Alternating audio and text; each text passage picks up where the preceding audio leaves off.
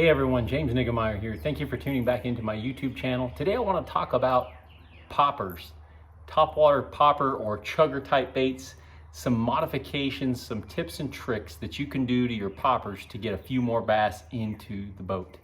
Before I get right into it, if you haven't already subscribed to my channel, please hit the subscribe button. If you like the video, give me a thumbs up and drop a comment down below. So popper type baits. We're rounding out the month of May, and throughout the month of May and into June, early summer type patterns, and throughout the summer for that matter, the popper can be a tremendous fish catcher around brim beds, shad spawns. Anytime there's shallow bait fish up there and the fish are utilizing that zone to feed, a popper type bait with some rattles in it, a feathered treble, and different things like that. The one I've got in my hand is a Strike King KVD Splash. A lot of different poppers out there on the market. This one, obviously, you can see has got some battle scars. It's been put through the paces and it's had some modifications done to it. Number one of the things you want to think about is the knot.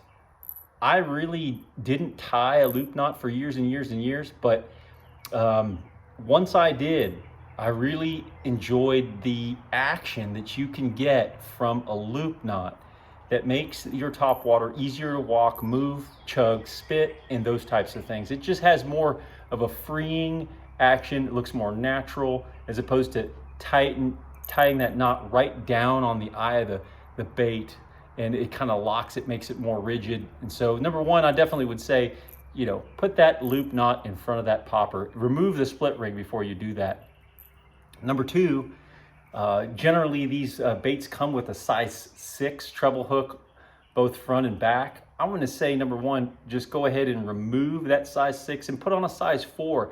And you may even put a Kale style. The one I'm going to use here, or one that I would suggest you use, is the Owner Stinger treble, and that is a short shank version so that it doesn't catch your rear hook. I'm going to go ahead and demonstrate what it'll look like after I put it on here. Here's the package. It's an STY 35 MF Owner short shank, and it has 150 degrees.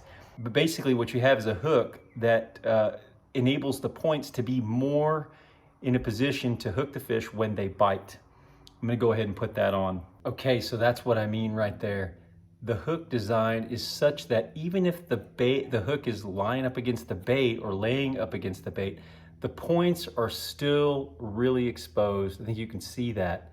It's the way that the hook is designed in the bend that also makes it attractive. We've got a greater distance, 150 degrees right there, where there aren't any hooks, but while you're working the bait, they're in the proper position to hook fish when they come up and swipe at that bait. Another thing that I'm going to suggest is upsizing from that traditional number 6 to a number 4. And again, that you want that short shank so these don't have a tendency to hook up together nearly as bad. Lastly, I'm going to freshen up this with a new feather. That feather's looking pretty tattered. Sometimes after sitting in the box for a while, it just looks beat up. But putting a nice fresh treble on there, like an Owner Tournament treble, is a great way to freshen that bait up. So there we go. The feathers look good. It's got a little bit of mylar in there. It's going to catch some light. One of the other things I want to say about jumping up to size 4 is obviously a bigger hook is going to catch the fish, but it's going to give the bait a little bit more weight. This is also going to engage this bottom of this lip, so when you're popping it, it's going to spray water more and just engage that bottom portion of the lip by giving the bait just a little bit more weight.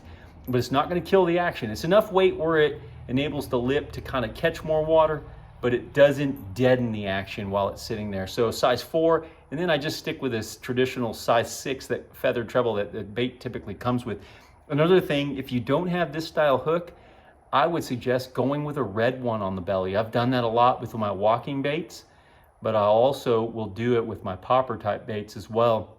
A red Owner treble like that on the belly hook, I feel like can help give the bass something to zero in on as you're chugging it across the water. Kind of looks like it's injured, the presence of blood or something like that. But anyways, those are some different things that I think you should take into consideration, some things that I feel like will continue to sway the percentages into your favor when bass fishing with a popper or chugger type bait like this. Quick video today, guys, just some things that I've done over the years that I feel like can make a difference in the number of bass you're gonna put in your live well or you're gonna get on the end of your line throughout the day out there on the water. Thanks for tuning into my YouTube channel. Hope you catch a bunch of popper or topwater fish in these warmer months. And until next time, good fishing.